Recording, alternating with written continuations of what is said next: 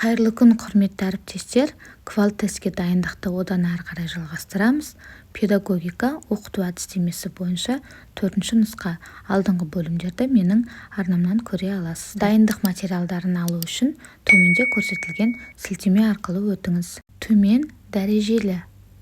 Яғни төмен дәрежелі дегеніміз не? Дұрыс жауабы жаттап алынған білімді анықтауға арналған сұрақ. Екінші сұрақ. Дәлелдеу дегеніміз не? Дұрыс жауабы елестету, салыстыру, түсіндіру және дәйек келтіру, мақұлдау кезеңдерін қамтитын тәсіл. Брунер бойынша. Үшінші сұрақ. Жүсіпбек Аймауытов. Дұрыс жауабы тәрбиеге жетекші еңбегінің авторы. Төртінші сұрақ. Оперантты шарттылық. Дұрыс жауабы адамдардың лайықты істері үшін ынталандыру. Бесінші сұрақ. Оқушы диалог құру нәтижесінде білім алады. Дұрыс жауабы Выготскийдің оқу моделі негізделген жорамал. Алтыншы сұрақ. Өнімділік тапшылығы. Яғни өнімділік тапшылығы дегеніміз не? Дұрыс жауабы балалардың қабілеті жетіп тұрса да, кеңес берілмеген жағдайда тәсілдерді пайдаланбауы. Жетінші сұрақ.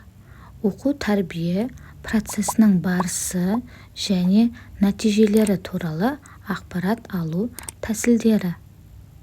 Дұрыс жауабы диагностика. Сегізінші сұрақ. Білім алушының оқу әрекеттерін өз бетінше ұйымдастыру негізінде құрылады. Дұрыс жауабы жүйелі іс әрекеттік тәсіл. Яғни жүйелі іс әрекеттік тәсіл білім алушының оқу әрекеттерін өз бетінше ұйымдастыру негізінде құрылады.